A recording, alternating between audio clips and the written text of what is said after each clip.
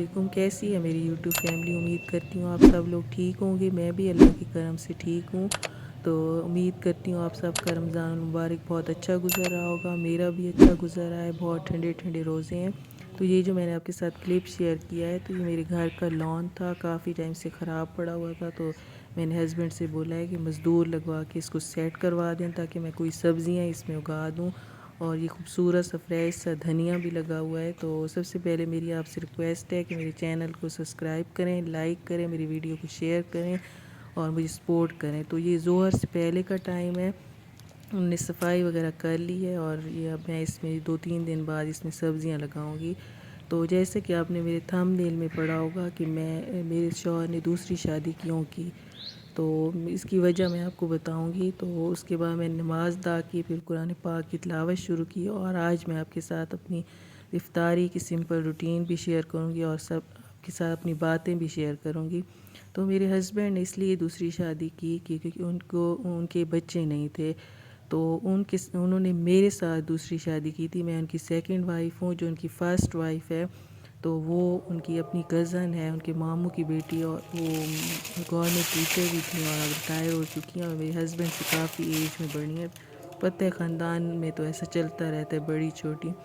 تو ان کی شادی کو یہ ساتھ میں نے مٹر اور گوشت نکالا ہے، وہ میں نے مٹر اور گوشت کا سالن بنانا تھا اور ساتھ دہی بھلے بنانے تھے آج میں نے، اور ساتھ یہ میں نے آلو اور چھولے بوائل کرنے کے لیے رکھ دیے ہیں۔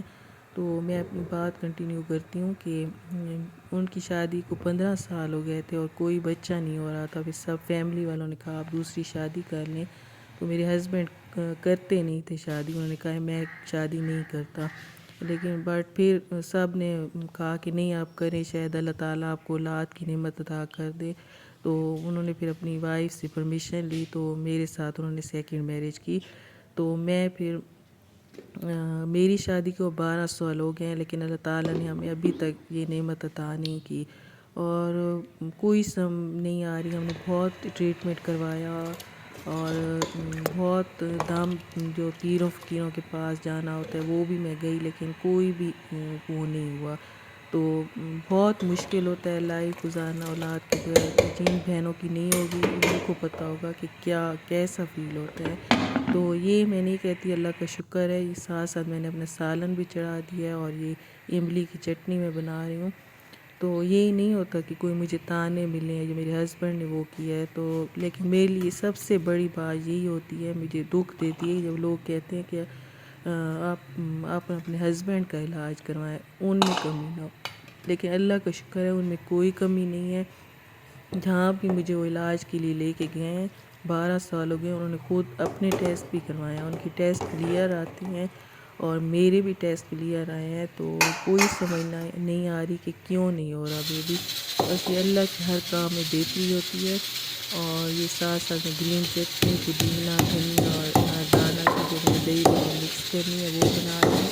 تو اللہ کے ہر کام میں بہتری ہوتی ہے، جیسے اللہ قرآن پاک میں فرماتا ہے کہ جسے چاہوں میں بیٹی اور بیٹے عطا کروں، جسے چاہے بیٹیاں اور جسے چاہے بیٹے اور جسے چاہے نہ عطا کروں، تو اس میں اس کی بہتری ہوگی۔ لیکن مجھے بہت ٹینشن ہے، میری سب سے بڑی ٹینشن یہ ہے کہ میرے ماں باپ میں کہتی ہوں کہ اللہ تعالیٰ ان کی زندگی میں مجھے اولاد کی نعمت عطا کرے، تاکہ ان کی بڑی خواہش ہے کہ وہ میری اولاد دیکھیں، میرے اور سب بہن بھائیوں کے بچے ہیں، میں ان کی سب سے بڑی بیٹی ہوں۔ تو میرے ابو بھی بیمار ہیں اور امی بھی شوگر پیشنٹ ہیں اور بیمار ہوتی ہیں، ان کی بہت خواہش ہے کہ وہ میری اولاد دیکھ سکیں۔ تو میں بہت ٹینشن میں ہوں، اللہ تعالیٰ سے دعا کرتی ہوں آپ سب بھی رمضان کا مہینہ آپ سب بھی دعا کریں کہ اللہ تعالیٰ مجھے یہ نعمت عطا کر دے، ایک بیٹی بھی دے دے اللہ تعالیٰ، اور جن کی نہیں ہے ان کو بھی اللہ تعالیٰ عطا کرے۔ پلیز میری ریکویسٹ ہے، اس رمضان میں میرے لیے ضرور دعا کیجیے گا کہ اللہ تعالیٰ مجھے ایک بیٹی بھی عطا کر دے، تو میرے لیے وہ ہی کافی ہے۔